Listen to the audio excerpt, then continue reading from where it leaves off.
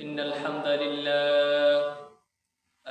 لله رب المشرقين ورب المغربين الذي خلق كل شيء زوجين وأوجب علينا الإحسان بالوالدين ونشهد أن لا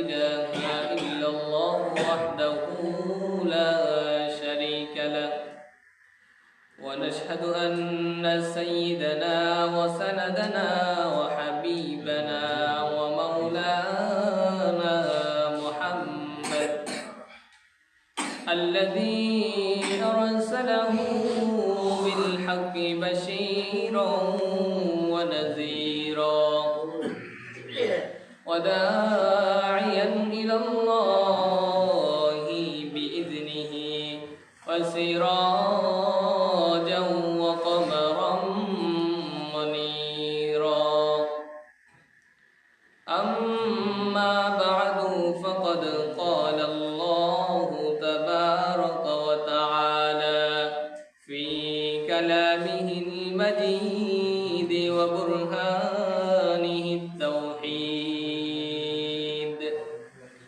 أعوذ بالله من الشيطان الرجيم بسم الله الرحمن الرحيم يا أيها الذين آمنوا توبوا إلى الله توبة نصوحا عسى ربكم أن يكفر عنكم سيئاتكم ويدخلكم جنات تجري من تحتها الأنهار وقال تعالى في شان حبيبه محمد صلى الله عليه وسلم إن الله وملائكته يصلون على النبي يا أيها الذين آمنوا صلوا عليه وسلموا تسليما اللهم صل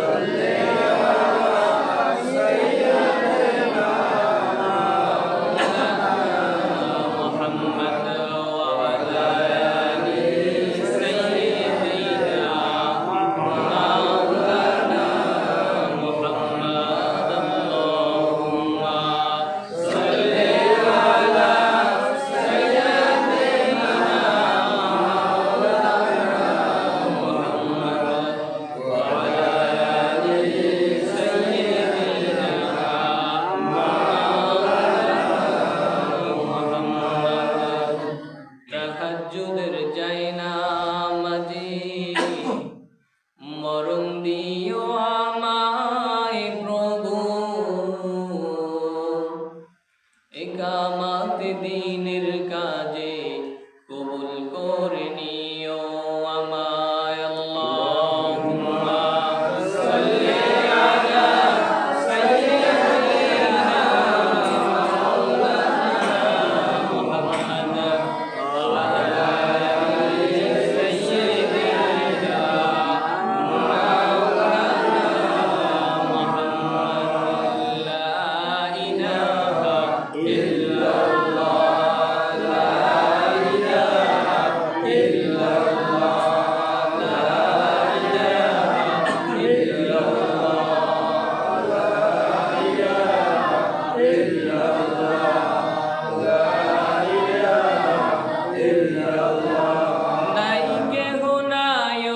আল্লাহ সারা লা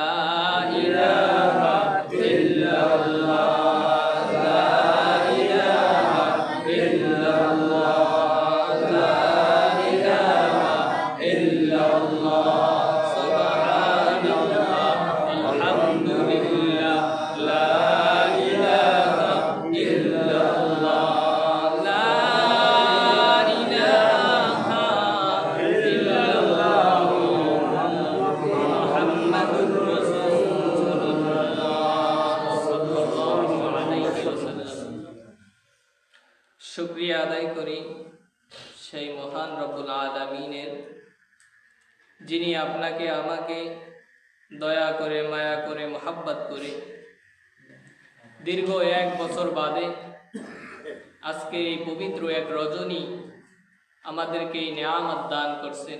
এজন্য শুকরিয়া আদায় করি আলহামদুলিল্লাহ। অনেক মানুষ যারা আমাদের মাঝে উপস্থিত ছিল গত বছর শবে বারাতে, কিন্তু এবছর শবে বারাতে তারা আমাদের মাঝে নাই। আল্লাহর অশেষ একটা রহমত যে আমরা যদি গুনাহ করে থাকি সেই গুনাহকে মোচন করার মতো একটা সুবর্ণ সুযোগ আমাদেরকে দান করছে। সাহাবায়ে কেরাম বা বিভিন্ন ওলামায়ে কেরামগণ মত দিয়েছেন যে এই শেষ জামানার উম্মতদের জাহান্নামে যাওয়ার মতো কোনো রাস্তা নাই। এরপরও যদি কেউ জাহান্নামে যায় তার মতো কপাল পোড়াও কেউ নাই। তো কিভাবে জাহান্নামে যাওয়ার রাস্তা নাই? প্রথমে দেখেন যে এক সালাত, 1 ওয়াক্ত নামাজ আদায় করলে পরের ওয়াক্ত পর্যন্ত উপস্থিত আপনি অপেক্ষায় থাকছেন, এই অপেক্ষায় থাকার জন্য এবং পরের ওয়াক্ত পড়ার জন্য আল্লাহ আপনার জিন্দেগীর সমস্ত গুনাহ মাফ করে দেবে। সর্বপ্রথম আমরা পেয়েছি 1 ওয়াক্ত থেকে। এরপরে আসেন এক জুমা, ধরেন একটা জুমার নামাজ আমরা আদায় করছি, এই জুমা থেকে আবার পরবর্তী জুমা আমরা পেয়ে গেছি। এরপরে আমাদের যে গুনাহগুলো মাফ হয় নাই, এই জুমার সালাত আদায় করার জন্য আল্লাহ জিন্দেগীর গুনাহকে মাফ করে দেবেন। এরপরে এরকম ভাবে এক রমজান থেকে অপর রমজান, এরপরও যদি গুনাহ থেকে যায়, এই যে রমজান আসছে, এই রমজান গত রমজানে যে গুনাহ হয়েছে মাঝবর্তী, এই রমজানে আল্লাহ আপনার সমস্ত গুনাহকে মাফ করে দেবে। তো এরকম ভাবে দেখেন প্রত্যেকটা ক্ষেত্রে আল্লাহ মাফ করে দিছে।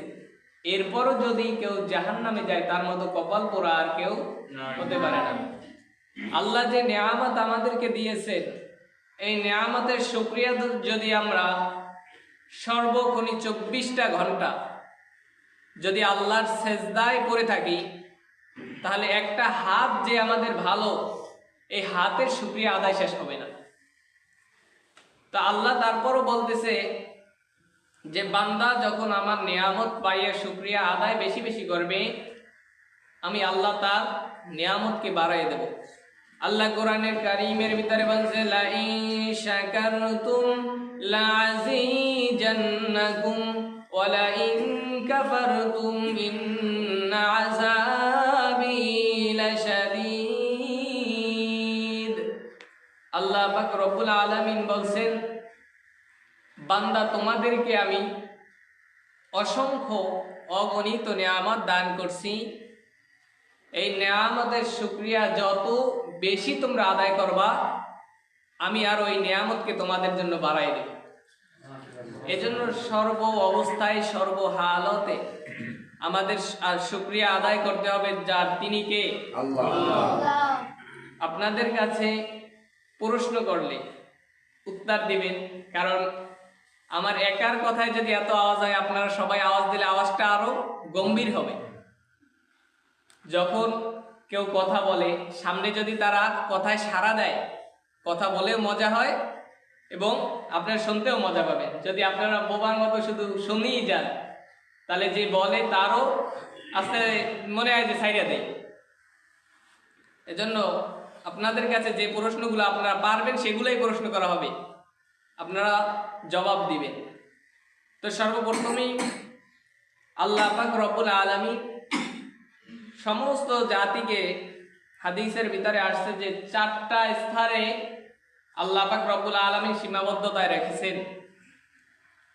প্রথমত ফেরেশতাদেরকে আল্লাহ সৃষ্টি করছেন। ফেরেশতাদেরকে সৃষ্টি করার পরে যত ফেরেশতা আছে তাদেরকে একত্রিত করে তাদের মধ্যে 4 জন লিডারশিপ হিসাবে মনোনীত করছেন। তার ভিতরে 1 নম্বরে আছে জিবরাইল আলাইহিস সালাম, 2 নম্বরে আজরাইল আলাইহিস সালাম, 3 নম্বরে মিকাইল আলাইহিস সালাম, 4 নম্বরে ইসরাফিল আলাইহিস সালাম। আবার এই 4 জনের ভিতরে আল্লাহ শ্রেষ্ঠত্ব দান করছেন একজনকে, তিনি হচ্ছেন জিব্রাইল আলাইহিস সালাম। এই ফেরেশতার চ্যাপ্টার শেষ, এরপরে আসছে নবীদের চ্যাপ্টারের ভিতরে।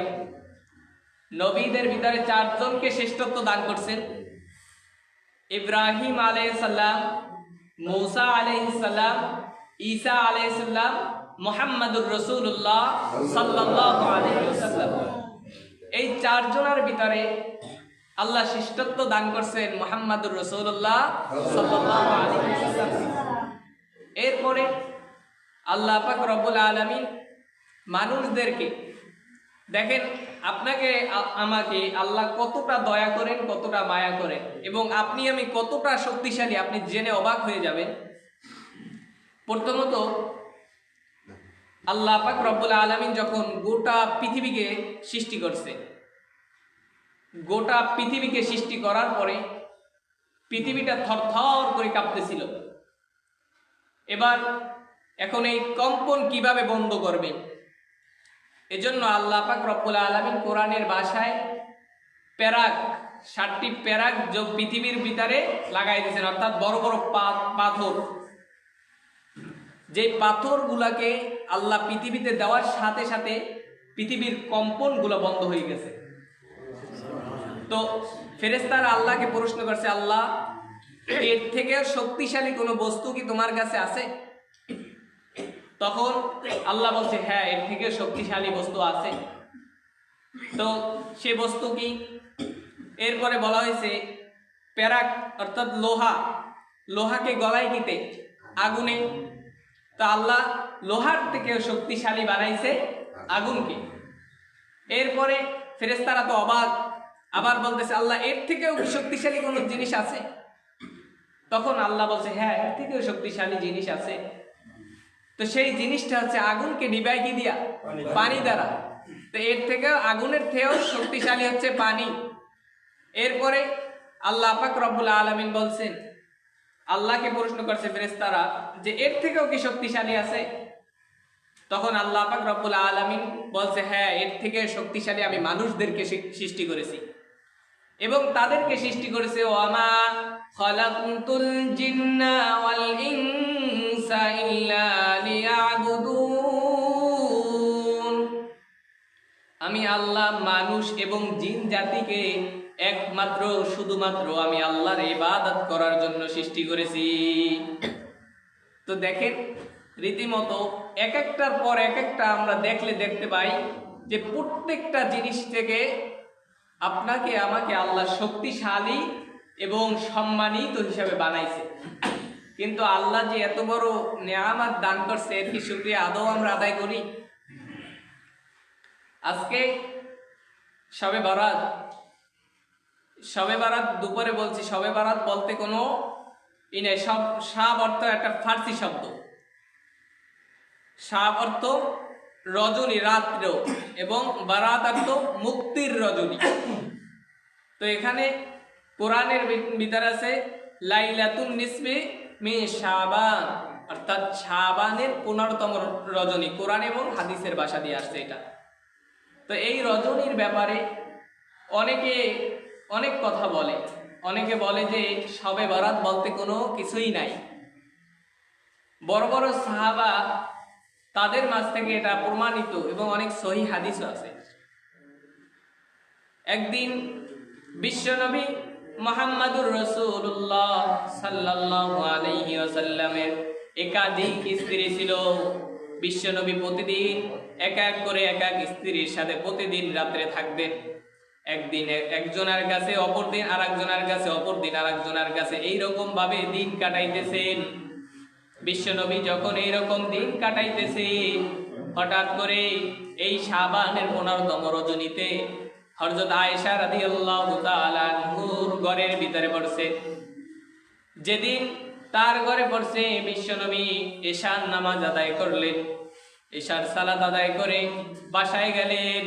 বাসায় যাওয়ার পরে জামা চেঞ্জ করে আবার বাসা থেকে বের হয়ে আসলেন।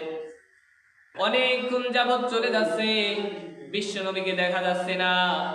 আয়েশা রাদিয়াল্লাহু তাআলা তিনি ভাবতেছেন বিশ্ব নবী মনে হয় অন্য কোনো স্ত্রীর ঘরে গেছে। এই বলে সে পিছনে পিছনে ছুটে প্রত্যেকের ঘরে গেছে, প্রত্যেক স্ত্রীর ঘরে যাইয়া খোঁজ করতেছে, কিন্তু বিশ্ব নবীকে পাইতেছে না। যখন 11 জন স্ত্রীর ঘরে যাওয়ার পরে তাদের ঘরে না পাইছে, এরপরে সে ভাবছে হয়তো নামাজের মুসাল্লায় দাঁড়ায় গেছে। কিন্তু বিশ্ব নবী যেখানে নামাজ আদায় করেন ওইখানে যাওয়ার পরে সে দেখতেছে ওখানেও বিশ্ব নবী নামাজ আদায় করতেছেন না। কোথায় গেছে বিশ্ব নবী এই ভেবে সে বাহির হইছে, গোরস্থানের দিকে গেছে। দেখে বিশ্ব নবী সাহাবায়ে কেরামদের গোরস্থানের ওখানে বসে দুই চোখের পানি অজর সে ছেড়ে দিয়ে কান্না করতেছে, কান্নায় ভেঙে পড়ছে। এই দেখে আয়েশা রাদিয়াল্লাহু তাআলা আনহা সেও পিছনে ফিরে ঘরের দিকে যাচ্ছে। বিশ্ব নবীও কিছুক্ষণ পর আসছে। বিশ্ব নবীর কান্না দেখে আয়েশা রাদিয়াল্লাহু তাআলা আনহা জিজ্ঞাসা করতেছে, হে নবী আপনি কেন কান্না করতেছেন? বিশ্ব নবী ডাক দিয়ে বলতেছে, আয়েশা কিছুক্ষণ আগে জিবরাইল আলাইহিস সালাম আমার কাছে আসছেন, আসার পরে আমাকে বলতে, ইয়া মুহাম্মদ তোমার মাথাকে আসমানের দিকে উঠাও। যখন বলছে মুহাম্মদ তোমার মাথাকে আসমানের দিকে উঠাও, মুহাম্মাদুর রাসূলুল্লাহ সাল্লাল্লাহু আলাইহি ওয়াসাল্লাম তার মাথা মুবারককে আসমানের দিকে উঠাই দেখতেছে যে আসমানে আল্লাহর যে রহমতের দরজাগুলো 70টা দরজা একেবারে খোলা। এরপরে জিবরাইল আলাইহিস সালামকে প্রশ্ন করছে যে হে জিবরাইল আজকে কোন রজনী, যেই রজনীতে এত আল্লাহর রহমত দেওয়া হয়েছে? জিবরাইল আলাইহিস সালাম বলতেছে আজকে শাবান মাসে 15তম রজনী, যেই রজনীতে আল্লাহ রাব্বুল আলামিন দুনিয়ার প্রথম আসমানে, আসমান 7টা স্তর আছে, এর ভিতরে প্রথম আসমানে আসেন। প্রথম আসমানে এসে আল্লাহ পাক রব্বুল আলামিন ডাক দিয়ে বলতেছে, কে আছো গুনাহগার? আমি আল্লাহর কাছে তওবা করো, আমি আল্লাহ মাফ করে দেব, তোমার জিন্দেগীর সমস্ত গুনাহ মাফ করে দেব। আবার বলতেছে, কে আছো অভাবগ্রস্ত? আমি আল্লাহর কাছে যাও, আমি তোমার অভাবকে মোচন করে দেব। কে আছো বিপদগ্রস্ত? আমি আল্লাহর কাছে বলো, আমি আল্লাহ তোমার বিপদকে মুক্ত করে দেব। কে আছো ঋণগ্রস্ত? আমি আল্লাহর কাছে বলো, আমি আল্লাহ তোমার ঋণকে পরিশোধ করার মতো ব্যবস্থা করে দেব। এইরকম ভাবে মাগরিব থেকে সুবহ সাদিক পর্যন্ত আল্লাহ এইরকম প্রত্যেকটা বান্দাকে ডাকতে থাকে, কে তার ডাকে সাড়া দেয়। আর আল্লাহ পাক রব্বুল আলামিন বলছেন এই আল্লাহর ডাকে যারা সাড়া দেবে এবং আল্লাহর কাছে খাঁটি তওবা করবে, আল্লাহর কাছে এই রজনীতে মাফ চাইবে, আল্লাহ পাক রব্বুল আলামিন তাদের জিন্দেগীর সমস্ত গুনাহ খাতাকে মাফ করে দিবে। এইরকম ভাবে এই রজনীটা এত দামি। আয়েশা রাদিয়াল্লাহু তাআলা আনহাকে ডাক দিয়ে বলতেছে, হে আয়েশা তুমি যদি আমাকে অনুমতি দাও তাহলে আমি আজকে রাতটা তোমার কাছ থেকে বিদায় নিয়ে আমি আল্লাহর ইবাদতে আজকে সারা রাতটা কাটাই দিতে চাই। আয়েশা রাদিয়াল্লাহু তাআলা আনহা বলতেছেন, ইয়া রাসূলুল্লাহ আমার কাছে অনুমতি নেওয়ার তো কিছুই নাই, আপনি আল্লাহর ইবাদত করবেন। আল্লাহর রাসূল ডাক দিয়ে বলতেছে, আয়েশা তুমি কি আমাকে জালেম হিসাবে কিয়ামতের ময়দানে দেখতে চাও? তখন আয়েশা রাদিয়াল্লাহু তাআলা আনহা বলছে, না আমি আপনাকে জালেম হিসাবে দেখতে চাই না। তখন নবী বলতেছে, হে আয়েশা আমি একে একে করে আমার প্রত্যেক স্ত্রীর হক আদায় করে প্রত্যেক দিন রাতে তাদের কাছে রাত্রি যাপন করি, আজকে তোমার পালা। আজকে যদি তোমার হক আদায় না করে আমি আল্লাহর ইবাদতে মশগুল হয়ে যাই, তোমার এই হককে নষ্ট করার কারণে কালকে কিয়ামতের ময়দানে আল্লাহর কাঠগড়ায় আমাকে দাঁড়া হইতে হইবে। বিশ্ব নবী যে মানবের দূত, তাকে সৃষ্টি না করলে কোনো কিছুই সৃষ্টি করা হইতো না। তার ভিতরে হকের ভিতর কতটা খেয়াল ছিল, কিন্তু আমাদের কি খেয়াল? আমাদের ধান্দা, আজকালকে মানুষদের ধান্দাই একটা, কারে বাস দেওয়া যায়, কার তা মাইরে খাওয়া যায়, কার জমি ঠকান যায়, এই ধান্দাই চলে। কিন্তু এই দানটা যতদিন পর্যন্ত আমরা ছাড়তে না পারবো ততদিন পর্যন্ত আমাদের ভাগ্য পরিবর্তন হবে না, গুনাহ মোচন হবে না।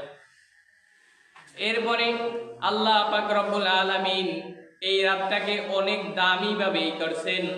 এই রাতে যারা আল্লাহ পাক রব্বুল আলামিন, আমরা 3 স্তরে গেছি। বাইরের মাইক অফ করে, বাইরে কোনো জায়গায় মাইক চলবে না। নামাজ পড়ে না, মাইক চলবে। নামাজ পড়ে না, আমরা পড়ে না, নামাজ পড়ে না, নামাজ পড়ে না, সব জায়গায় বয়ান চলে, কিন্তু বয়ান চলে, কিন্তু বাইরের মাইক কোনো জায়গায় চলে না। ভিতরটা চলবে। তো তাকাই দেখেন, দ্বিতীয় নম্বরে আমরা গেছিলাম যে দ্বিতীয় স্তরটা আল্লাহ পাক রব্বুল আলামিন প্রথম ফেরেশতাদেরকে দিয়েছেন।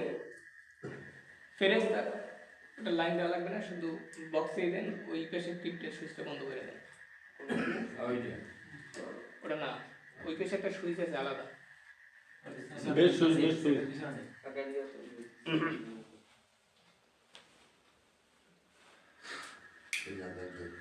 আর অনেকের কথায় ওয়াজের মধ্যে কথা কইবেন, বাইরে থেকে কথা কইবেন। সবাই পারে না, যারা কথা কইবেন বাইরে থেকে কইবেন। একজনের 10 জনের বাইরে থেকে কথা থাকলে বাইরে থেকে কইবেন। একটু লাগাইতে পারে না। এত ইলেলি এই যে এটা লাগাম কোন ওটা লাগানো লাগবে না, এটা লাগাই তো ওই যে টিপ দেন। রাই গেল এটা জোরে টিপ দেন এই সুইচটায়। আবার নিচে দেন।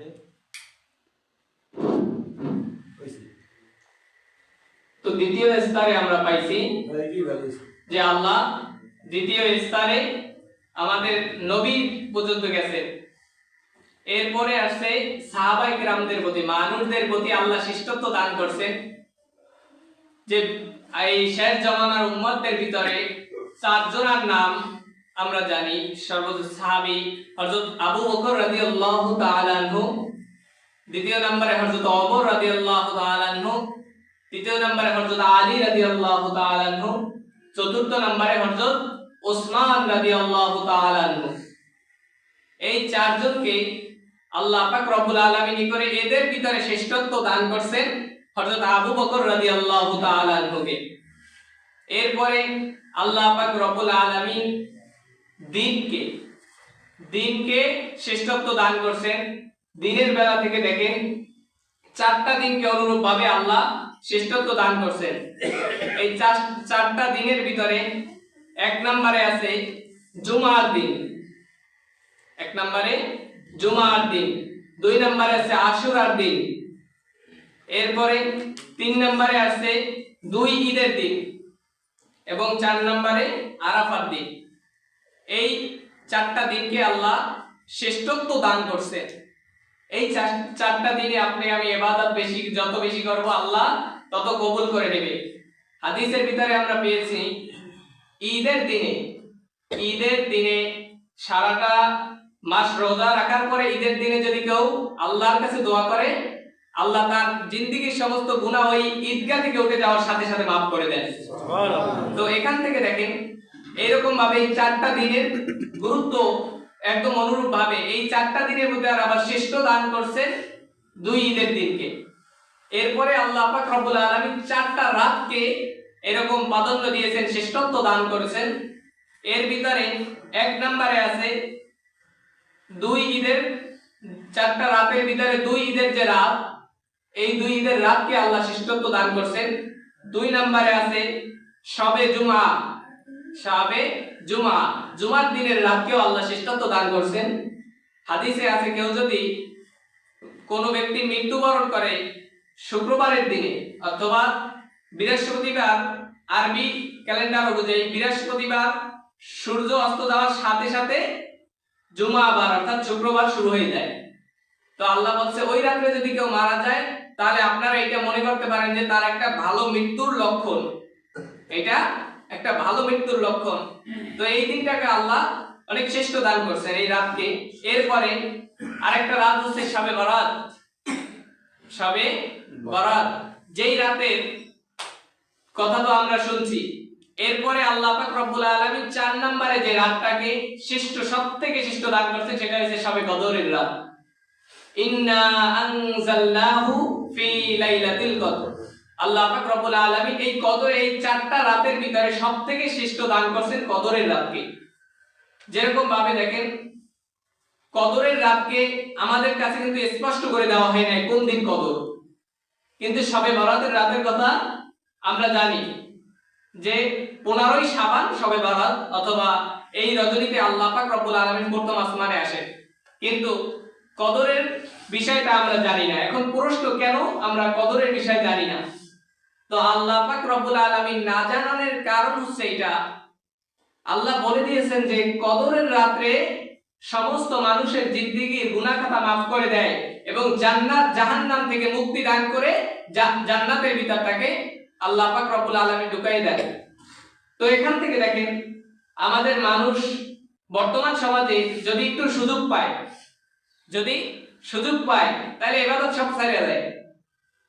এখন আল্লাহ পাক রব্বুল আলামিন কঠোর নিয়ম দিয়েছেন, তারপরও আমরা ইবাদত করি না।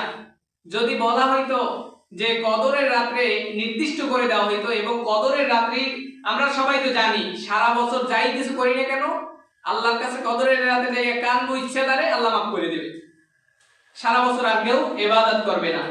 এজন্য আল্লাহ পাক রব্বুল আলামিন কদরের রাতকে নির্দিষ্ট করে দেন নাই।